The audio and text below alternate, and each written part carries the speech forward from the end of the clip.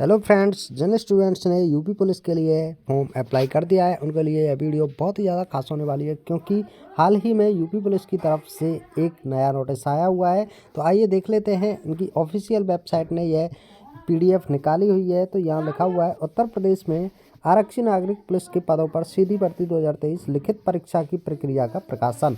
तो देखिए यहाँ पे दिनांक 7 फरवरी 2023 के दिन यह आया हुआ था, लेकिन फिर से एक बार आपके लिए दे दिया गया है ये 2024 में। तो यहाँ आप देख पा रहे होंगे संख्या PRPV 1/200/200 2023 उत्तर प्रदेश पुलिस में आरक्षी नागरिक पुलिस के पदों पर सीधी भर्ती 2023 हेतु समक्ष संघ विज्ञप्ति दिनांक 23/12/2023 के अनुक्रम में अभ्यर्थियों से ऑनलाइन आवेदन प्राप्त हुए हैं। जिन अभ्यर्थियों के आवेदन पत्र सही पाए गए हैं उनसे वस्तुनिष्ठ प्रकार की लिखित परीक्षा OMR बेस्ड में सम्मिलित होने की अपेक्षा की जाएगी, जो कि दिसंबर में आपके फॉर्म भरे गए हैं उनके लिए। यहाँ पे आप देख सकते हैं लिखित परीक्षा के प्रश्न पत्र की संरचना निम्नवत होगी। तो जो सामान्य ज्ञान, जो जीके के क्वेश्चंस आएंगे, सामान्य हिंदी आएगी, संख्यात्मक एवं मानसिक योग्यता पर आएगी। यानी कि यहाँ से आप सिलेबस को भी देख सकते हैं, क्या क्या सिलेबस है आपका। प्रश्नों की संख्या जो रहने वाली है वो 150 रहेगी। अधिकतम अंक 300 रहेंगे, यानी कि एक क्वेश्चन 2 नंबर का रहेगा। और समय जो रहेगा वो 2 घंटा रहेगा, यानी कि 120 मिनट रहेंगे। आइए हम सेकंड पॉइंट की तरफ चलते हैं। सेकंड पॉइंट में दिया है, लिखित परीक्षा वस्तुनिष्ठ प्रकृति की होगी। वह परीक्षा का माध्यम पेन और पेपर OMR आधारित पर होगा। वस्तुनिष्ठ परीक्षा उपरोक्त विषयों में कुल 150 प्रश्नों में से 300 अंकों की होगी, जिसकी अवधि 2 घंटा होगी। प्रत्येक प्रश्न के 4 वैकल्पिक उत्तर दिए जाएंगे। इनमें से अभ्यर्थी जिस उत्तर को सही समझते हो चुन लें। प्रत्येक प्रश्न के केवल एक ही उत्तर चुनें तथा तदनुसार OMR उत्तर पत्र में उत्तर गोला भरें। प्रत्येक सही उत्तर के लिए 2.0 यानी कि 2 अंक निर्धारित है। वहीं नंबर 5 पर है, परीक्षा में ऋणात्मक अंक का प्रावधान है। प्रत्येक गलत उत्तर पर अथवा किसी एक प्रश्न के उत्तर में एक से अधिक विकल्प भरने पर उस उत्तर को गलत उत्तर माना जाएगा तथा ऐसे प्रत्येक गलत उत्तर के लिए -0.5 ऋणात्मक अंक प्रदान किया जाएगा। नंबर 6 में OMR उत्तर पत्रक एवं गोला बनने के लिए केवल काला नीला बॉल पॉइंट पेन इस्तेमाल करें। नंबर 7 है, OMR उत्तर पत्रक भरने के लिए उदाहरण के लिए नीचे परीक्षा केंद्र कोड, अनुक्रमांक, प्रश्न पुस्तिका के क्रमांक को भरने अंकित करने की विधि दी गई है।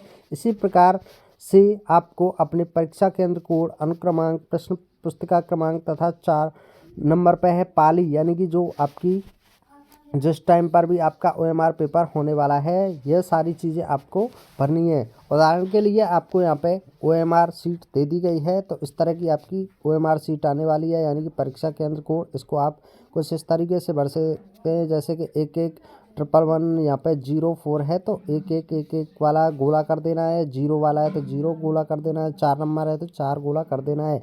इसी तरीके से यहाँ पे भी इसी तरीके से हो रहा है। तो आप यहाँ से अनुमान लगा सकते हैं कि आपको किस तरीके से यहाँ पे यह फिलअप करना है। तो आपने उदाहरण के तौर पर आप स्क्रीनशॉट भी ले सकते हैं इसका। तो गोलों को मिटाने या दोबारा भरने का प्रयत्न न करें। किसी प्रश्न का एक से अधिक उत्तर गलत उत्तर माना जाएगा। उदाहरण आप ये भी देख सकते हैं, करेक्ट ये बिल्कुल सटीक भरा हुआ है, लेकिन रॉन्ग यानी कि थोड़ा सा भी भार हो जाता है तो ये गलत हो जाएगा, यानी कि ये रॉन्ग है। ए भी आंसर कर दिया, बी भी आंसर कर दिया, या फिर आपने आधा ही गोला भरा, या फिर 2 गोले पूरे भर दिए, तो यह बिल्कुल गलत माना जाएगा। 9वें पॉइंट में है, प्रश्न पत्र में सामान्य हिंदी विषय को छोड़कर अन्य विषयों के सभी प्रश्न हिंदी और अंग्रेजी भाषा में होंगे। किसी संशय या भ्रम की स्थिति में अंग्रेजी रूपांतर मान्य होगा। नेक्स्ट क्वेश्चन देखते हैं। यहाँ पे दिया हुआ है पॉइंट, अभ्यर्थियों की संख्या के अनुसार लिखित परीक्षा एक से अधिक तिथियों से विभिन्न प्रश्न पत्रों के साथ विभिन्न पालियों में आयोजित की जाएगी। 11 में प्रत्येक पालियों के प्रश्न पत्र अलग अलग होंगे और अंकों के प्रसारीकरण यानी कि नॉर्मलाइजेशन की प्रक्रिया बोर्ड की विज्ञप्ति संख्या PRB 1/155/2023 दिनांक 18/12/2023 में वर्णित व्यवस्था के अनुसार अपनाई जाएगी। वहीं नंबर 12 में दिया गया है, प्रश्न पत्र किसी प्रश्न के गलत होने या प्रश्न के सही उत्तर विकल्पों के उपयुक्त न होने पर ऐसे प्रश्नों को निरस्त कर दिया जाएगा और उन निरस्त प्रश्नों के अंकों का वितरण माध्यमिक उच्च न्यायालय इलाहाबाद में रिट याचिका संख्या इतनी जो दी हुई है, पवन कुमार अग्रणी बना उत्तर प्रदेश लोक सेवा आयोग में स्वीकृत विधि व्यवस्था के निम्न सूत्र के अनुसार की जाएगी।